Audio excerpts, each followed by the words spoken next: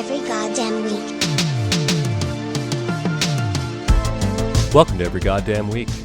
I'm Chris LaRose, and this is a podcast where I talk about whatever the fuck I want, because it's my fucking podcast.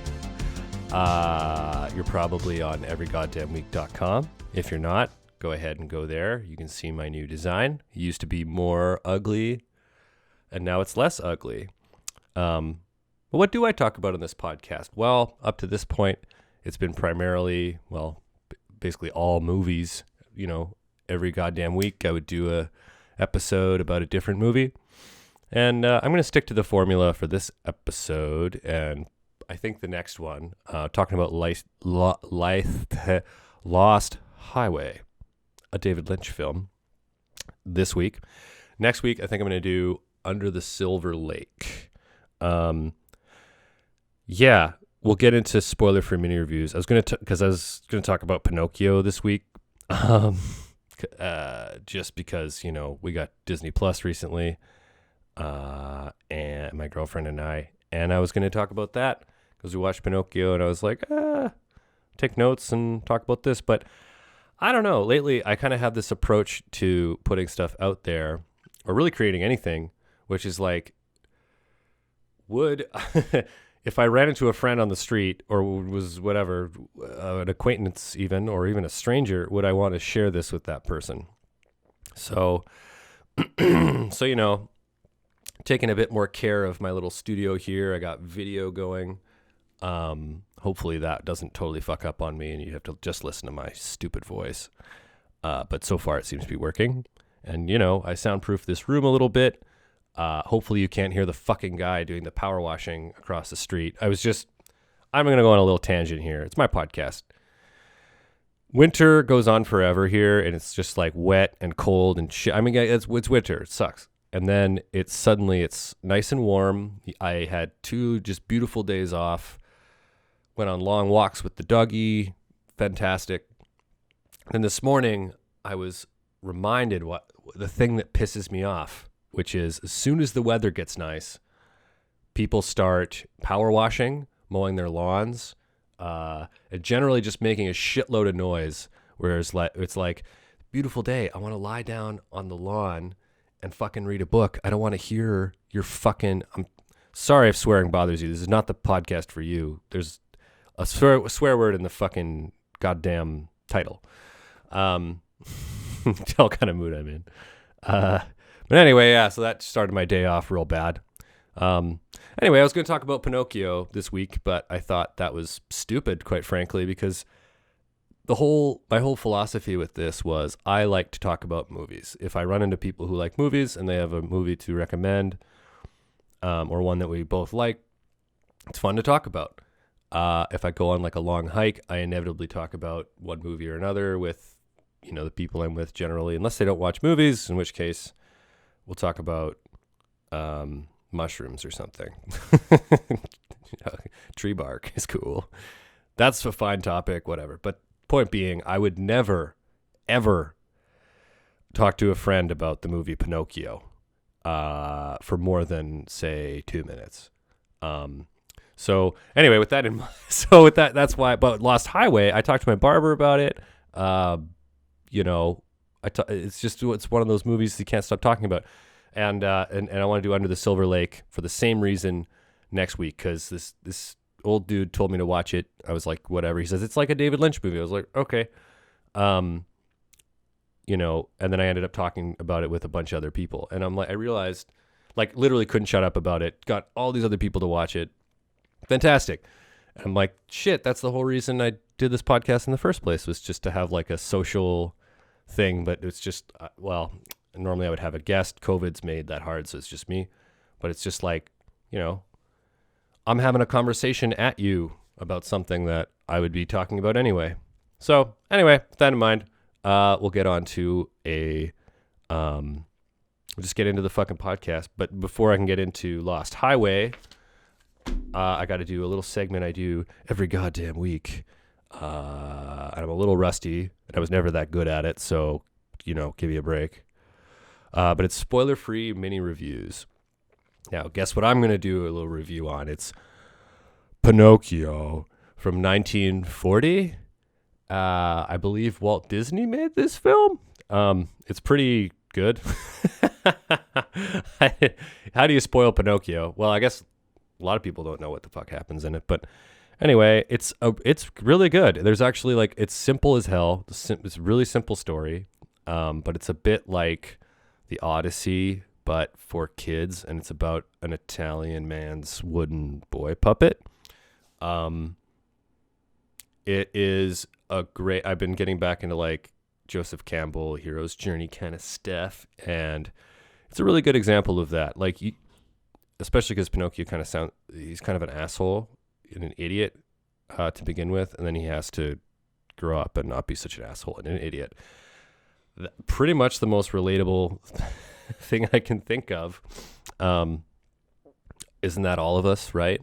Just, you're a kid, you don't know what the fuck's going on, and slowly, very, very slowly, you learn to just not be an asshole anymore, and ideally become a hero. And that's the classic hero's journey. That's the magic of stories, I think, is to put that into a little thing that you can consume, or you can wrap your head around, and create a model in your head of how you're going to be a hero in your life. That's what I got out of Pinocchio. It's not that I'm not going to go through the whole movie and do a whole episode unless somebody wants me to. In which case I will bow down to them and say, yes, I'm a humble podcaster and I will do your bidding. But I don't know, going scene by scene, not that important. It's just like if you're missing out on all the amazing animation anyway, so what's the point? I don't think anybody would enjoy me being like, and then his nose grew again. It's boring.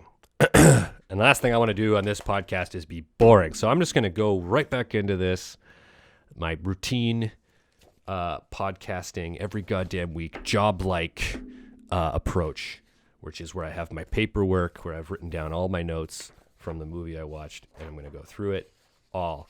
But now, this is a David Lynch movie. That's my spoiler-free mini review. Go watch Pinocchio.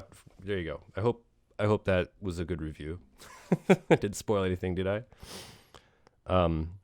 Yeah, Lost Highway. Man, like, if you don't know who David Lynch is, go look him up. I don't know why you're listening to a movie podcast if you don't know who fucking David Lynch is. No, if you don't know who he is, there was a time where I didn't know either. I found out about him on a bus, thinking I was sort of like, I was up on the way to the university I was going to, which is up on a mountain. I was on my way back, actually. Who gives a shit? This girl, who was the girlfriend of a friend of mine, just out of nowhere, barely knowing me, was like, do you know David Lynch? And I said, no. I said, I know who Liam Lynch is, because he did that song, The United States of Whatever. And she's like, no, you idiot. David Lynch. I'm like, all right, cool. And it really, honestly, like, that was one of the first, like, directors or filmmakers that I really got into, aside from Christopher Nolan, I guess. Because, like, when I was in high school, and then right after high school, I guess, it doesn't matter. In those formative years, I was watching all his new and exciting Batman movies.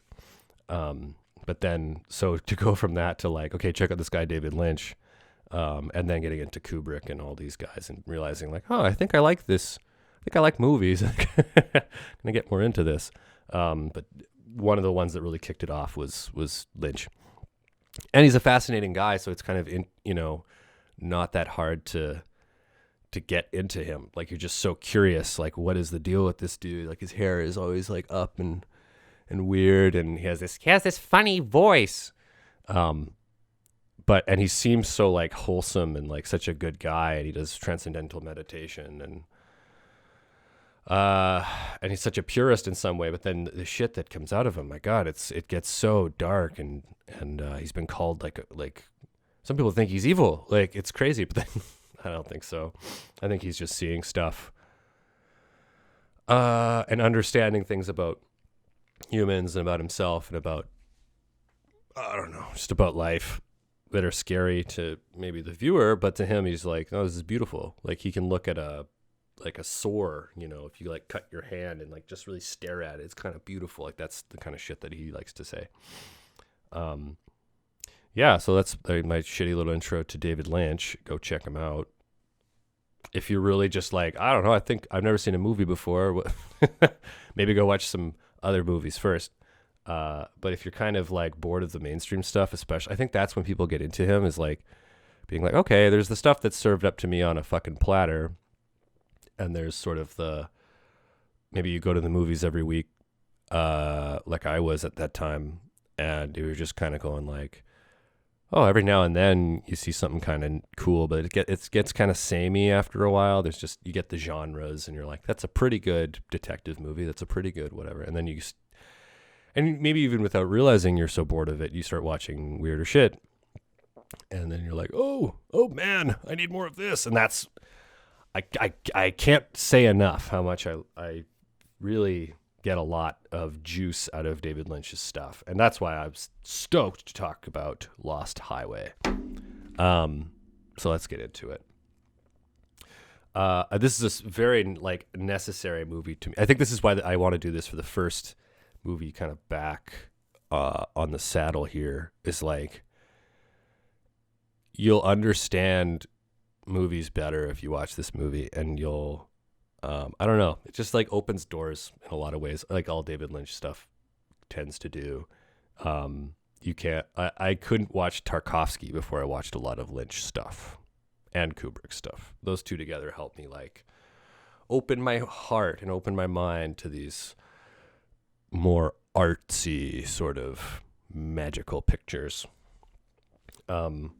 Which isn't to say like that David Lynch or Stanley Kubrick are any less artsy and magical. I mean, my God, they're awesome. But like it opens doors. So anyway, so with this one, it's like the structure of it right off the bat, I'll tell you, there's a big twist in the middle. I might only get through part one right now and then come back after work looking tired and sweaty and even grumpier. Because right in the middle, there's like a twist where you think reality is kind of making some sense, one way, and then you totally lose any sense of like, wait, who is this movie about anyway? Anyway, we'll get there. I think it's important. Like when I write stuff, sometimes it goes to weird places where I'm like, I don't know if the average Joe on the street would really get this, but I got to give them more credit. I think I got to give people more credit, because if you watch this and you just think, well, this is a weird movie, like, fine, go away. You're an idiot. I heard someone say that he likes Stanley Kubrick on a level of craftsmanship. I keep coming back to Kubrick because he's sort of like the top dude for me ever. Like, controversial, I know, but I remember hearing a guy say, who was working he was directing like ads.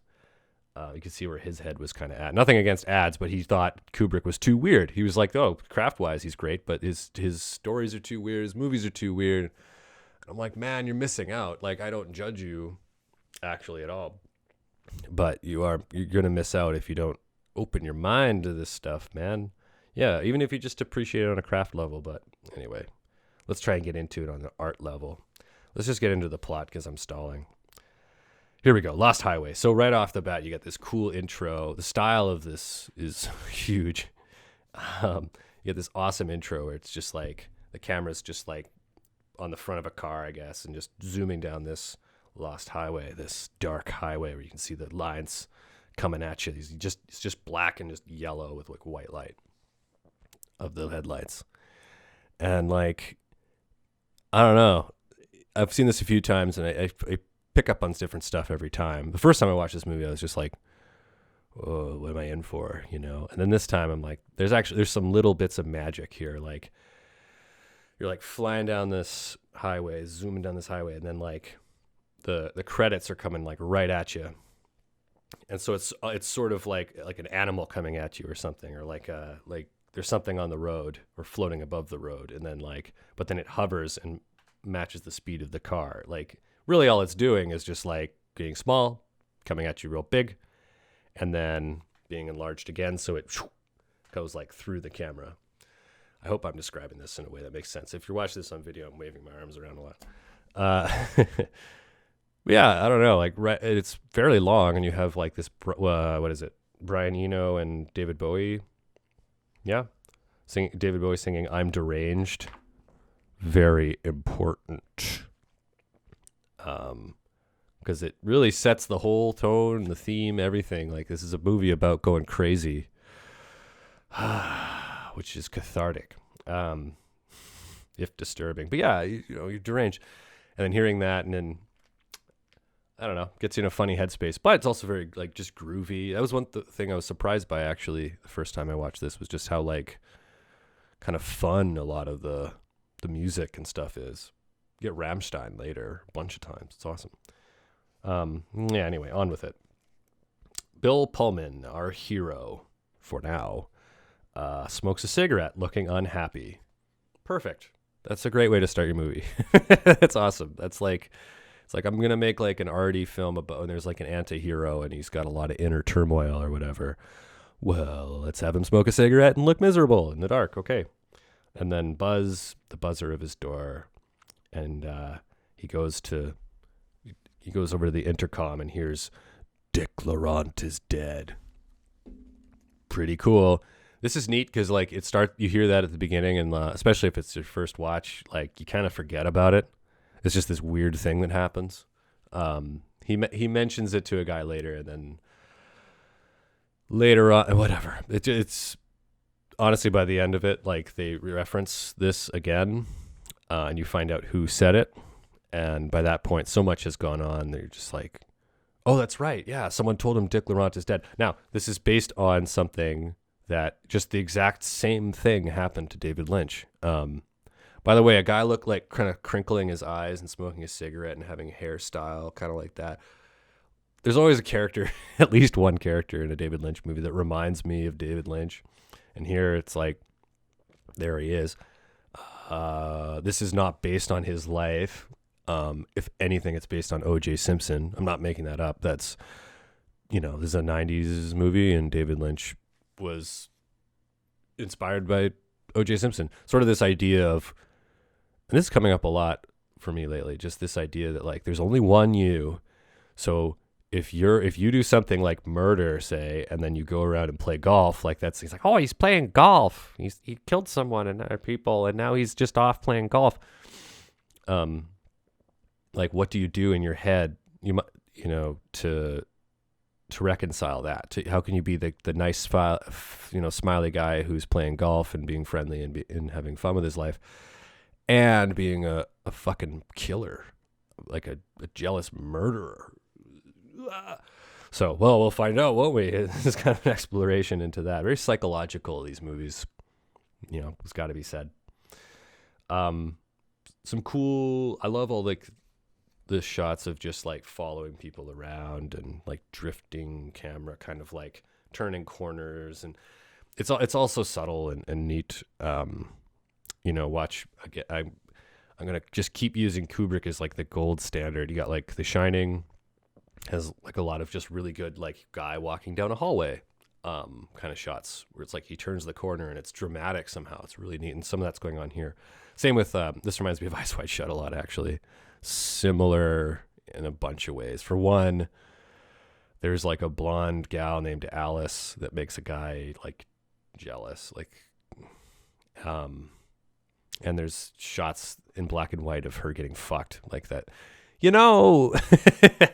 So, and this is before Eyes Wide Shut. Anyway, point being, yeah, like I like this camera work where you kind of feel like you're in a maze, even though you're in a fairly simple house, simple if super modern and weird looking. There's like plants that kind of like those wiggly plants that point up and look like green fire, and oddly shaped couches, and no table is just shaped like a table. It's very strange. But I love it. Anyway, so yeah, he's walking around, looks down from the window. Apparently it was hard to find a location for this just because they needed somewhere where he could like look down like that. It's neat, just the process. The more you look into these seemingly simple things, are so tricky. But a good director is like adamant, like, no, you have to get a shot from outside of him in his robe looking down, trying to see who the hell was at his intercom. It seems like nobody at this point. So Bill Pullman is getting ready for his job, which is playing saxophone at a club at night, a nightclub, like a jazz club. You get it. He's putting his sax in his case, and his wife, Patricia Arquette, what's her name? Renee? She plays a couple of characters, sort of. But this is the one with like the weird bangs and darker hair. And she says, she's dressed quite nice, and she says, sorry, I'm not coming to the club tonight. Oh, where the hell are you going? And she says she's going to read. He's like, read what? And they have this shit relationship where he's like, I'm glad I can still make you laugh. That's why I married you, or whatever. It's like, whatever. She says, you can wake me up when you get home if you want. And there's this sense of like dissatisfaction and things being unsaid. He's clearly suspicious of her. Yeah, so he's frustrated, and he cut to this awesome saxophone, where he's blasting into his saxophone, and there's like all the focus is on him, and it's kind of like from a low angle, and he just looks like this giant sax man, and he's just I used to play saxophone. It's fun. Not as angry as him in the sax department. Maybe that was my problem. I could have gone pro if I had just put more anger into my saxophone. But yeah, and there's like strobe lights on him and stuff, and it's just like all of his passion going into his saxophone. It's fucking sweet. Intense and passionate, I wrote. So then his performance is over, and he goes into this red lighting where there's a payphone, and he's in this kind of hell where he's calling her, and she's not picking up, i.e., she's not home. Well, no shit. Look how she was dressed. So where is she? Poor Bill Pullman. He slams the receiver down. He gets home, and she's sleeping, and he's very quiet. There's some really great, just like quiet parts where there's just a guy staring at a sleeping woman. Very uncomfortable. A lot of emphasis on, I don't know, different parts of the house.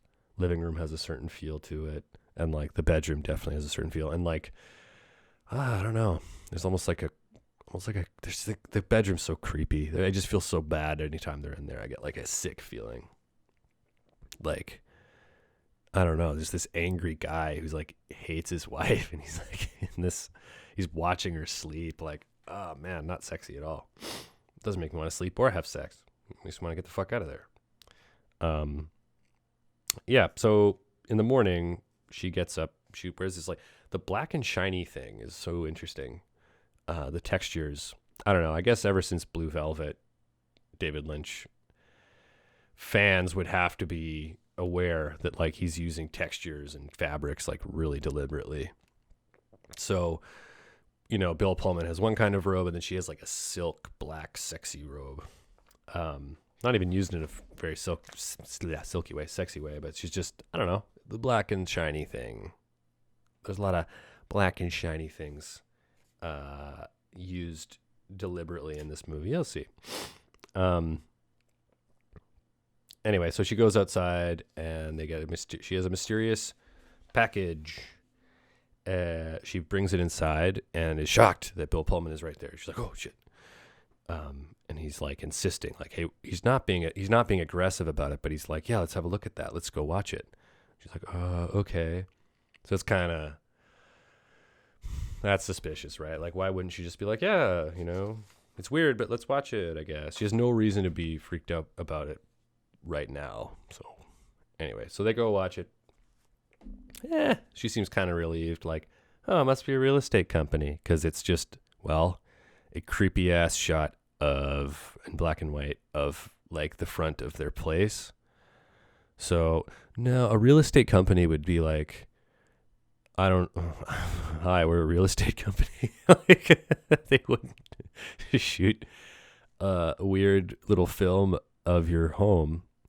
So in the just under the surface, it's very obvious something fucked, and there's a feeling and sounds and stuff accompanying it. And I don't know. I like the way that these little films. There's a couple of these little films of their place are shot. They're so creepy. Like you get that really playing with the noise and how distorted some things look, and just weird camera work again. It freaks you out. It's great. Yeah.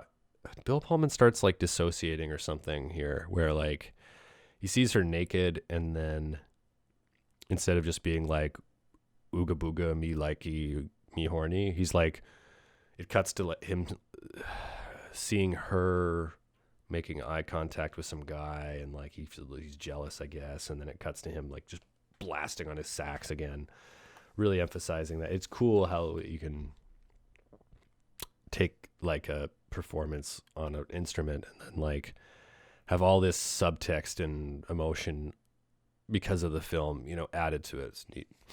Anyway, so they do have sex, but he looks like uncomfortable and out of it. But he's, and then he nuts too quick, of course. That's the whole point of this. The big takeaway, big plot point is that they're humping, and he just comes too fast, I guess. And she pats him on the back. It's, oh God, it's painful. Like she's like patting on the back, like it's okay. I really had trouble watching this the first time. I was just like, oh God, this poor guy. And like this is just so uncomfortable to watch. For us, forget him. Like, I don't want to watch this guy like get comforted in bed after he does a lousy job pleasing his wife. It's really hard. Anyway, almost like, I don't know. It's so alienating to the audience in a artsy way. Like, it's still fun to watch and everything. Like, fun. It's nicely shot and everything, and it has a certain mood. It's very immersive. But I just thought of the movie Happiness, and I think that was the first time I'd watched a movie where not all that much can be happening in a scene, but just the context and stuff. Trying to get someone to eat a sandwich, and anyway, I don't want to spoil that movie. But there's just things like that where I'm just like, oh, this makes me so uncomfortable. And even if the characters in the scene are feeling one way, and if it's good or bad, whatever, I'm feeling like, oh God, like it's really neat. There's a real art to it, of course. Anyway, so Bill Pullman sucks at pleasing his wife. She is probably like banging somebody else, is the subtext throughout all this. Anywho, so he has this dream. David Lynch likes dreams. Although ironically, he doesn't base much on dreams, apparently. He gets his ideas while he's awake. Anyway, but loves songs about dreams in his movies. Just dreams, talking about dreams, telling stories about dreams.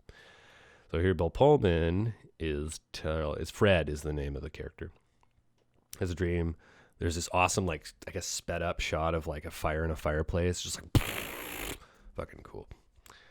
Patricia Arquette comes or calls to him in the dream. I couldn't find you, he says. He says he sees her in the bedroom, and he says, it looked like you, but it wasn't. And then the camera's like from his perspective, I guess, and it just like goes, like zooms over to her, and she goes, ah, like screams bloody murder. Fucking just, she's being killed.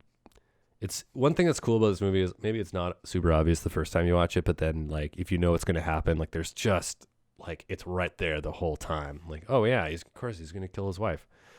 If I didn't really know that the first, I thought there was some external force coming to get them, and it's like, yeah, but spoiler, he kills her. He's a wife killer.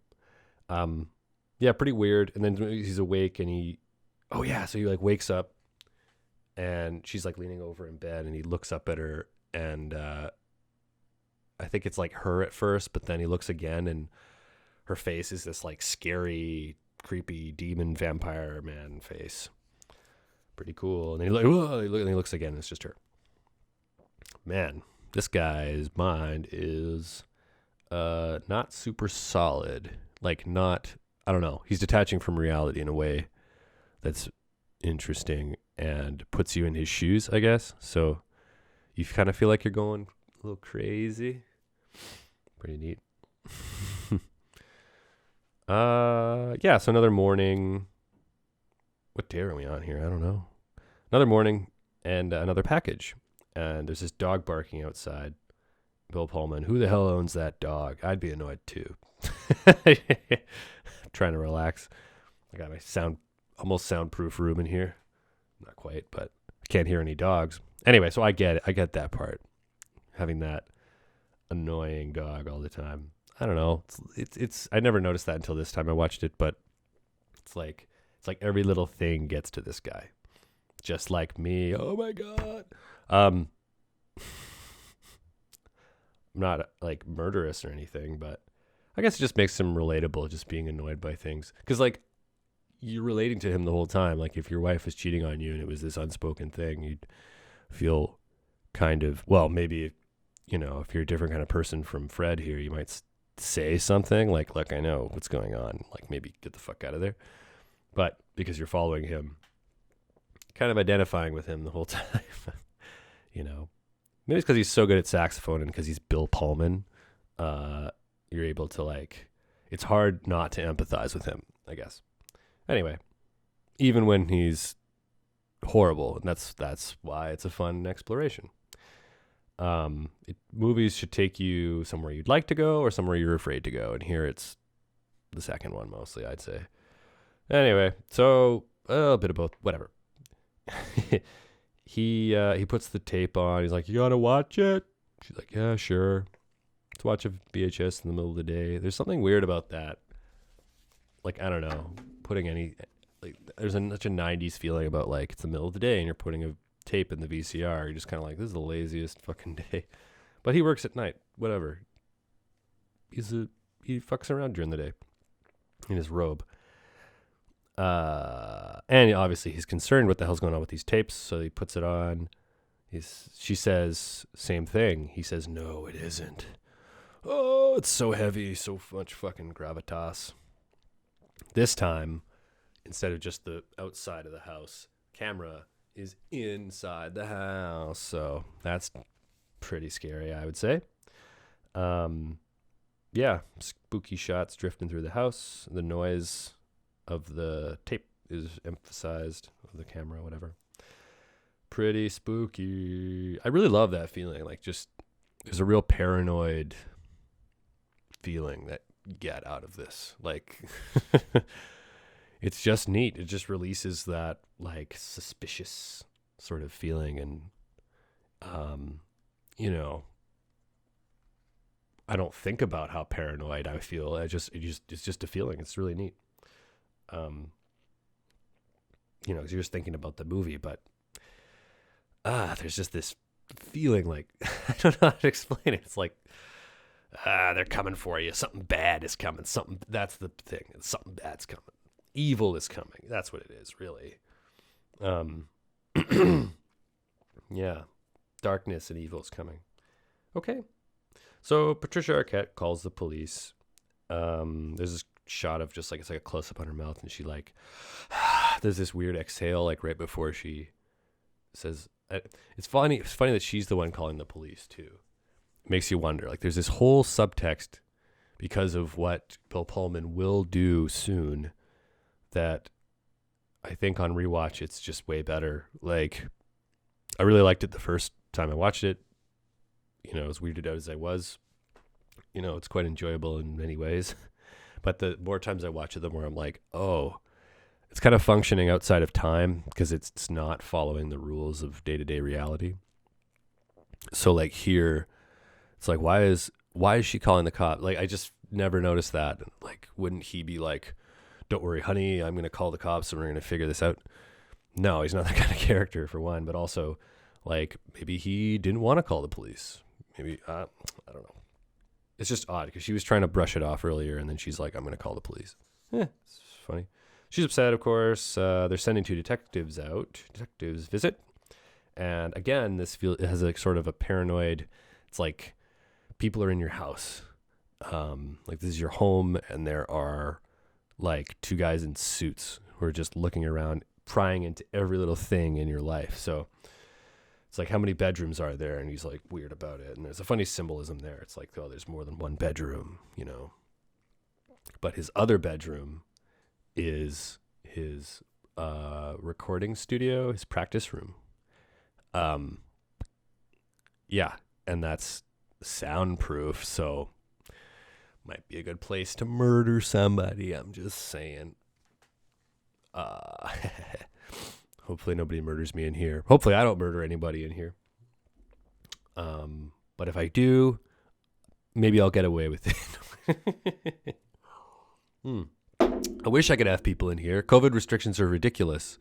They're making it very hard for me to have me do anything to anybody here. I couldn't kill anybody in here because I can't have anybody over. I don't know about where you live, but the COVID restrictions are really annoying here. I mean, if they were actually more extreme, we might be able to beat this fucking thing. But anyway, right at this point, it's sort of like they just feel ineffective, but also really inconvenient and like restrictive in ways that are just crazy. I don't know. Everybody knows this. COVID sucks. Blah, blah, blah. I look forward to a day when we look back on, remember that first episode Chris did back, when he came back to his podcast in 2021. Man, he was complaining about COVID. Remember that COVID shit? That was a pain. Everything rules now. Let's get on our spaceship. Anyway, little COVID tangent. It's just frustrating. I'm just blasting you with some fucking frustrated energy. Let's bring it back to this nice, pleasant tale, shall we? So the detectives look around and, there's important shit here. Skinny says he's tone deaf. Okay. I don't know. I like the symbolism of the two bedrooms, and one of them is music room. It's just interesting. It's like how he has kind of two minds, Bill Pullman. Anyway, they asked if he had the question that, of course, they'd ask, like, do you have any cameras in the house? Maybe you got drunk and started filming stuff, and then, maybe you took too much Ambien and taped your own home and sent it to yourself. Who knows? You might have just forgotten. Happens all the time in LA. But no, because Fred, Bill Pullman, does not like cameras. He doesn't like cameras at all. He's a performer that doesn't like cameras. That's crazy to me. I have like the screen looking at myself right now, and I'm like, even if I looked like utter shit, I got a shower before this. I don't look too bad. But if I looked like utter shit, I'd still be kind of like, ooh, camera, this is fun, You see a camera. There's cameras literally everywhere. You see a camera at the grocery store looking at your whatever, security camera, and you're like, hey, I'm on TV. Ha! But Bill Pullman, a performer of the performing arts in this film, does not like cameras. That's super weird. Like the detectives would be like, what the fuck you mean? The reason, though, apparently, is that he likes to remember things his own way. Like he remembered them.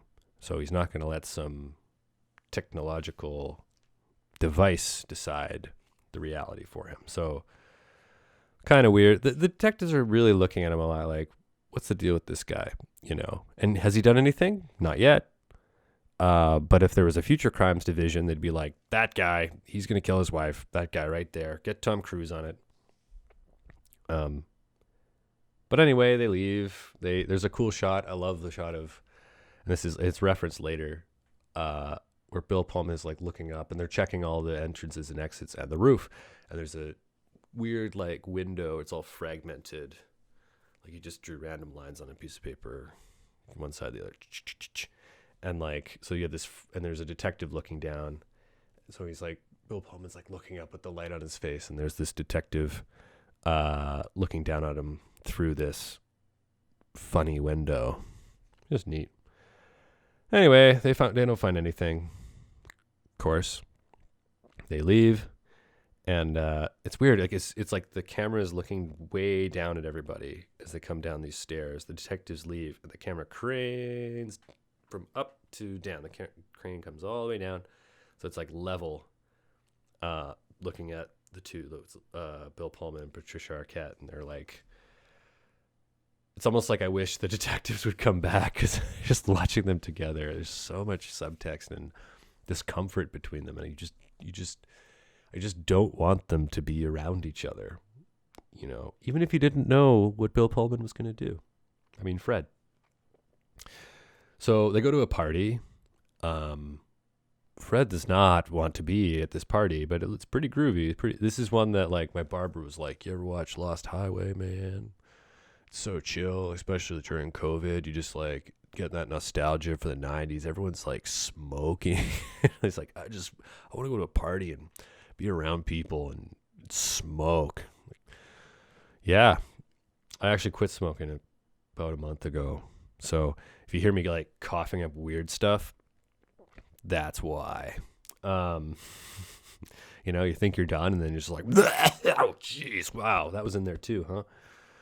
Anyway, so they're at this groovy party. Patricia gets drunk. She's kind of, I found her funny the first time. This time it's like, there's more to it than that. She's very, like, just emotional and open, and like seeing through all of Fred's bullshit.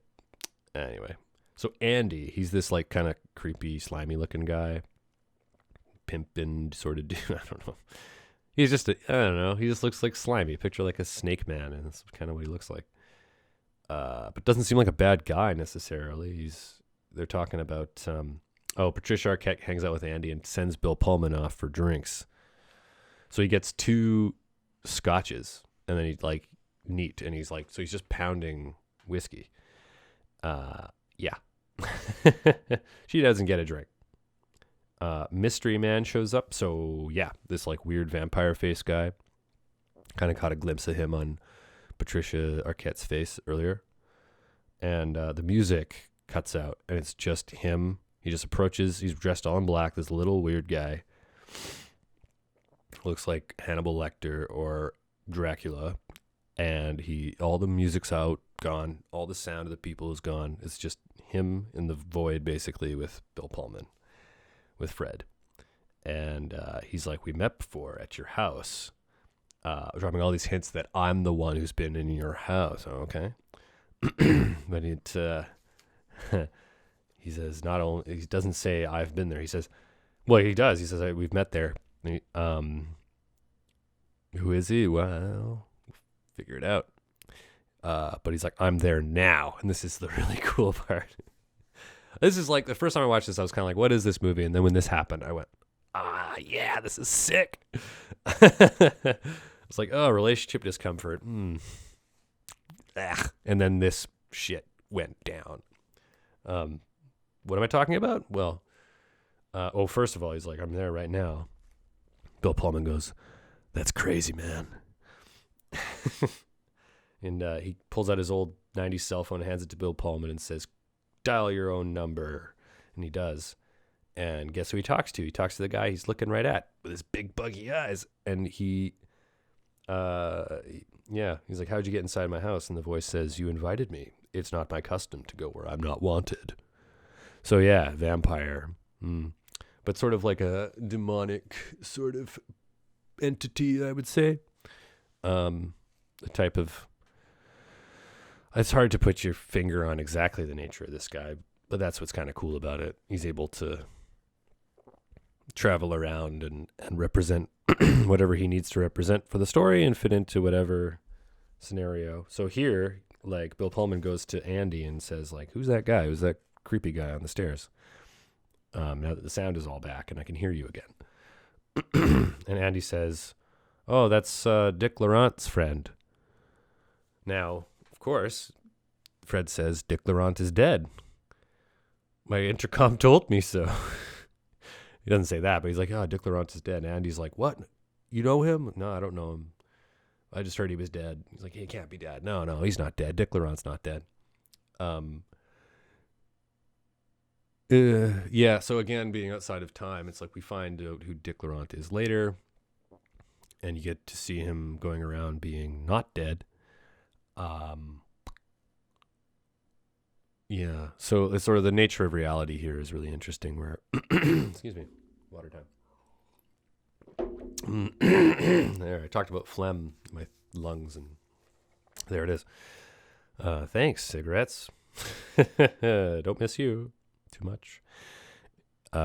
Anyway, so yeah, the exact nature of this guy. It's like, or what am I trying to get at here? It's like Bill Pullman has already killed his wife. Like in his mind, I think that's already happened. Like he's already made that happen in the mental realm, whatever that is, outside of the physical, outside of time, blah. So when it happens physically, it's kind of like almost like a relief or something, even though it's horrific and it's just like right in your face horror in like this without actually showing him do it. Oh boy. Makes you so uncomfortable. But anyway, the point is, it's neat how it like escapes time like that, this film, and escapes reality in a really neat way. Like, I'm in your house. It's like, what, we've met before. What do you mean we've met before? What do you mean I've never seen you before in my life? I don't know who the fuck you are. I'm over here asking some guy I hate, who's probably screwing my wife, who you are, because I have no idea. I'm Fred. I'm just a dipshit who doesn't know nothing. And yet you believe him. You're like, yeah, no, he's met this guy before. Then what is he? Just pure evil, I guess. That's the simplest way of putting it. Kind of dry. Well, he just represents pure evil. And of course, Fred's met pure evil because it's inside of him, right? So pretty simple. I guess it just crystallizes nicely in this scene. So they drive home, and Fred's pissed off. He's had a couple drinks. He's driving, of course. Again, kind of escaping, like now probably wouldn't happen as well. I guess people still do that. He only had a couple drinks. Who cares? Anyway, Bill hates him. Says he's got some fucked up friends. Very true. But you're a friend too. So it's funny that like Andy, if this guy represents pure evil, not Andy, but the other guy, Mystery Man, Andy sort of knows him. Dick Laurent is friends with him, and he's able to go around this party at Andy's place. No problem. Everyone's just cool with him. They're complacent in his existence. This evil. Cool. Anyway, so obviously Fred's on the lookout for somebody in the house. Thinks someone's in there. He's like, hey, you wait here. Stay in the car. Goes in the house. Super dark, quiet, awesome. Just like walking through void. It's just you. You're the one in the fucking house, buddy. Like, it's just you. You get it? But no, there must be some division. No. It must be dual. Gotta split myself in two. Phone rings. Terrifying. So dark. Walking in void. Yeah. Excuse me. Drunk Patricia Arquette follows him to the house. She's acting all like, oh, very... It's hard to describe. Something like mythical about her in this movie. Really interesting. She's sort of heightened in a way, but Fred seems like a real person with psychological issues. Everyone else seems like a demon or a god or something, and she's like this funny goddess or whatever. It's neat. She's kind of acting like it's no big deal, and he's like, I thought there was someone inside the house. I thought someone was inside the house. That's what he says. So it's like, again, it's like that mental thing. I thought someone was inside the house. I thought, and therefore someone was inside the house. Do you understand what I'm trying to say? Okay. Like, it came out of his head, his mind. He created someone called evil. I'm belaboring the point. I know. Who cares? But it's my podcast. I can do whatever I want. Patricia, I gotta go soon, actually. That's why I'm getting crazy. I'm gonna have to do the second half later for sure. Anywho, so Patricia Arquette at night, Renee, I guess. This is where it's like his dream, right? Dreams function outside of space and time as we know them. So when you have a dream that predicts the future, it's not that weird. That's just my opinion. Like, I have had tons of dreams or something. They've prophesized something, usually like the next day or two later. But just generally something that happens, not just to me, but like people have been like, I don't know, I had this scary dream and then a scary thing happened. Like, what's going on? I'm like, I don't know. The scary thing happened and it sent ripples through time. Some of them went, quote unquote, back in time. Time's not linear, man. No, but like there are things outside of time. That's whatever. I'm starting to get woo-woo here. That'll happen. But at least works in a storytelling context. Like it just makes it easier to understand this story. Because he had a dream where she was calling for him, and then here she is doing that very thing. In the dark house in her black silk robe. And then, this weird shot where it's like dark, and then there's just a little bit of light where like Fred walks through it, and then he keeps walking, and then he's in darkness again, and he just looks deranged, and he's coming right at you. It's a neat shot, actually. I wouldn't mind going through that again and trying to recreate it, because anyway, who cares? It's just a cool, simple shot. Kind of reminds me of this, like I'm surrounded by black. If you're watching, that's me waving stuff around. Okay, on to the stuff. It's good that I'm stopping halfway through because I think I need to take a break soon. My brain is running out of juice. Usually I can handle about an hour of activity before I need to hit the off button for a while and just let it cool down. Anywho, and this is a lot to think about. Holy shit, I've never actually talked this much about this movie, and it's blowing my fucking mind, man. I love it. I'm getting a lot out of this podcast. I hope you enjoy it too. Anyway, so in the living room, Fred's watching the tape, and in the tape, he sees himself on the bedroom floor crying, like hysterically, covered in blood. He looks like a little boy who just watched his parents die. Like it's upsetting, but it's really weird. It's funny in that way. Like you have this like sympathy for this murderer in this moment. Then you're like, wait, no, he killed somebody, man. But only because he looks so helpless.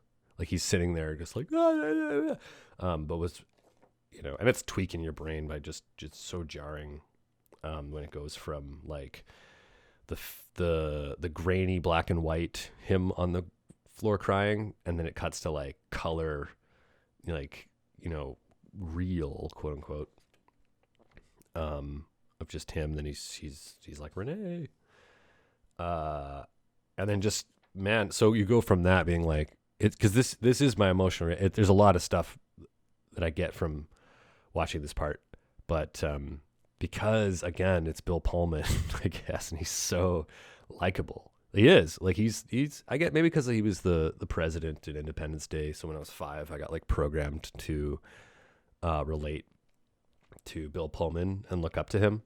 But there's something so like disturbing and mindfucky about seeing this guy naked sitting on the floor covered in blood going like looking right at the camera going like help, reduced to like a blubbering infant basically. Like come on, like you have a funny, like if you just hated him that'd be one thing, but that wouldn't be a very interesting story. There's this other, the conflict and the cognitive dissonance comes from like having empathy and sympathy for this little fucker. Because he's not like he's a small man in many ways. Like he's just like a resentful little bastard, and like there's so much to not like about him, but you still end up like, yeah, I don't know, maybe just me. And if it was played by Willem Dafoe or something, like maybe he'd make him less likable. Even then it's Willem Dafoe. What are you gonna do? Who's an unlikable actor? Me. If I played him, you'd hate him. But if it's Bill Pullman, then you can't help but identify with a monster. And that's interesting. Anyway, so cuts to sit down, killer. He's been arrested for murder. And he's like, tell me I didn't kill her. You're pathetic, man.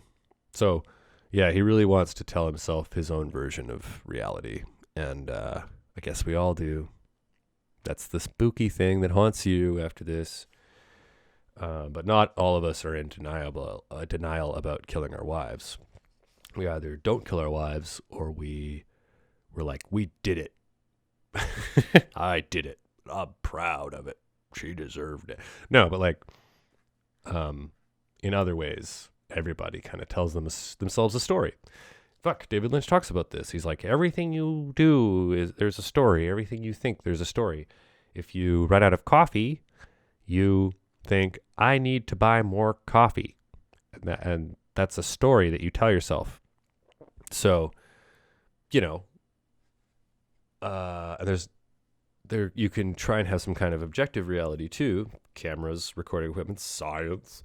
But the subjective is always there too. Always. Unless you have no soul. Unless you have no consciousness at all. Then you're not going to be the subject ever.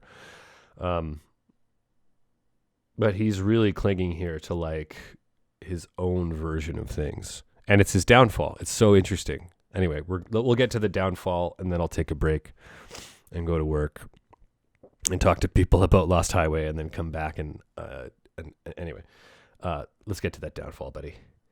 Because it's actually really fast. He gets sentenced to death by electric chair right after that. Locked up by Henry Rollins and some other dick. Yeah, these guards are not nice to him. Who would be? Again, everybody in this movie is kind of sympathetic in their own way. You can at least empathize with them. Mr. Eddie, maybe not as much. But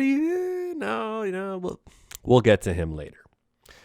In part 2, let's call it. But even here, yeah, you're just like, Henry Rollins is an asshole, but again, he's Henry Rollins. Like he's if you don't know who that is, look him the fuck up. He's from like Black Flag and stuff. He's super charismatic, even though he's like a grumpy curmudgeon at this point, and always kind of has been. And he's always been like in your face and like, you know, I call it like it is, and this is really fucked up, and I'm gonna tell you how you're a fucked up person, and you're a dick. I remember him being like, to an audience member, being like, yeah, like a spoken word thing, being like, you probably used the N-word. He didn't say N-word, but he's probably said, you probably called someone, and like, didn't you? You know, and just like right at the audience. So he's very like intense. It's really cool that he's in this movie, actually. I'm not a fan or anything. I just think it's awesome. I think it's such all the rest of these guys are such like kind of standard. I can't even picture their faces. It's like Bill Pullman, guys that work in a prison, and then one of the guards is Henry Rollins, and he sticks out like a sore thumb. Speaking of sticking out, he locks up Fred. Says, "Stick your hand out, Chief." Stick it through the little door so you can take the handcuffs off. It's so like subtly condescending the way he says it. Everything is so perfect. This prison is really uncomfortable in some really magical ways. It's just neat. Wouldn't mind having that guard job though. I'll tell you that much. They basically just sit around and occasionally lock people up, like nighttime prison guard. At the beginning of COVID really blowing up, I did graveyards doing security at hospitals, just screening people for COVID. And it really sucked, but like, that's because I hate sitting in an emergency room. I don't think I would mind sitting in this little office. They seem to have it pretty good, actually. I'm sure it's not easy to be a prison guard. Anyway, I don't know why I just don't want this part of the podcast to end, I guess. It's sad that I'm going to have to take a little break and go to work. I wish I could just stay here with you. Anyway, I'm stretching this out. Sorry. Lies on back, looks up at light. Yes, Fred lies on his back, looking up. You see, there's similar shots that get mirrored later. So, and this one actually is a reference to an earlier shot, the one where he was looking up at the detective through the ceiling window, the skylight. Here he's looking up through bars at a light that's like round, like the sun, but just definitely not the sun. Just this oppressive light. Reminds me, I got to go to work soon, as I keep mentioning, and I'm going to be under fluorescent lights for 8 hours. It really gets old. I can only imagine what it'd be like to be like in solitary confinement, staring up at the same light. You'd go so all these things are like, he had a pretty cushy life before, and he was already going crazy. Like, he was murderously insane, and then he gets locked in a box with Henry Rollins waiting to beat the shit out of him. He tries to get out, and generally treated not well, obviously, and having to live with himself. And this light is clearly picking at him. He has this red flash of horror. I love this stuff. You see more of it later.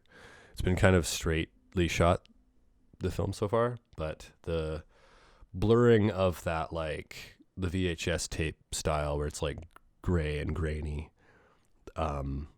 sort of, I don't know, having that spill out into his mind. Like, he has this gray and grainy mind. Like, no wonder he hates cameras. Yeah. You know what? Maybe if he liked cameras and he filmed, things to make them look the way he liked them, he would see reality in a better way. But because these tapes of evil, it's all about, what am I trying to get here? It's all about perspective and what lens you put on things. So his reality lens is getting totally taken over by this like evil. And it's not just an evil man that shows up and says, hello, I'm evil, and you and I are friends. Like, he's just the voice of this thing. Who actually, he holds the camera later. He's the evil cameraman of evil. And it's this like evil perspective creeping in. The sinister, I don't know. Calling it a lens is so lame. It's like a mode of seeing the world. Like, if you have a bad day and it seems like the world is, everything sucks, then you start acting like an asshole. And here it's like he's just seeing evil everywhere, and his memories are turning into evil. Like he didn't get any satisfaction out of that murder. It's just it's like this, it's like this scary, screechy sort of like fake thing. Like, that's what it is. He's turning into a fake thing in his mind. That's why like the horror is merged with the tapes. Like, you have that fakey, like clearly artificial look where it's all grainy. Even here where you have like red blood everywhere and stuff and gore, but it's still that like grainy, old-timey, kind of just shitty old tape look. Anyway, yeah, so he's really like getting, I don't know, the fake version of reality in his head, I guess, is getting stronger. And it's about to like pop out. So let's get to that. He's in the yard, so to speak. He's just in this big concrete wall. It's just cool, very like expressionist, kind of like he's in a desolate place. It's hard and shitty and sucks. Something wrong, says the guard. My head. Yeah, he starts having head problems. This goes on for a while. It's just like his head. He can't sleep. Doctor gives him a drug. He'll sleep now. He asks for aspirin. I like this. Henry Rollins just walks back to his his little station. That wife killer's looking pretty fucked up, he says. The other guy goes, which one? And they they laugh so hard at that. Anyway, Bill being Fred, sees fiery beach shack. Yeah, this is so cool. I thought it was a beach shack. It's in the desert. I don't know why I wrote beach. It just looks like that, like it looks like a beach shack. For all I know, that's what it actually was. But no, let's say it's a desert shack. And it's on fire, and then the fire goes in reverse, where it reverse blows up and it goes back to normal. It really looks, I see why I wrote beach shack here. Like, it just looks like it should be on a beach. Whatever. This weird little shack in the sand. Goes in reverse, becoming whole. It's so cool. That's such a cool abstract idea of like, is that literally happening? No. It's like the chaos and fire of his rage solidifying into this like this place, this like one room shack, where evil lives. Huh. Cool. All right. He looks up amazed. Yeah, he has this like revelation where there's like this blue, flickery, like watery light on him, and he's looking up like, wow, like revelation. He sees a glimpse of his this other reality that we're about to jump to after the break. Let's call it. Yeah, even though I'm going to work. What kind of a break is that? Sorry. I don't want to go to work today. I just want to keep doing this. Yeah. So he sees another reality. It's like there's this traumatic, mysterious part of the other reality we'll get to. And he sees that, and he holds his head, covered in blood, and he's like writhing very fast. This is something David Lynch will do, where people like move their heads like fast from side to side. It's in a bunch of stuff. At least in like Elephant Man and stuff. I don't know, just like people like moving their heads. You can't not get your head fucked watching someone do that with their head. But here it's really bad. It's like it's so sped up, and there's just blood everywhere, and he's screaming. And it just goes very fast, and then everything changes. Everything's the same, so it looks the same, but everything's changed. I'll leave you at that. If you haven't seen the movie, you don't know what the fuck I'm talking about. This whole thing must be so confusing. But I'll explain it all step by step. This is a really well made movie, because I don't think I could sum this up that easily. I really am glad that I'm going bit by bit like this. And I hope you find it entertaining. I'll be back, and we'll get to the end of Lost Highway, and we just might learn something. Thanks for listening.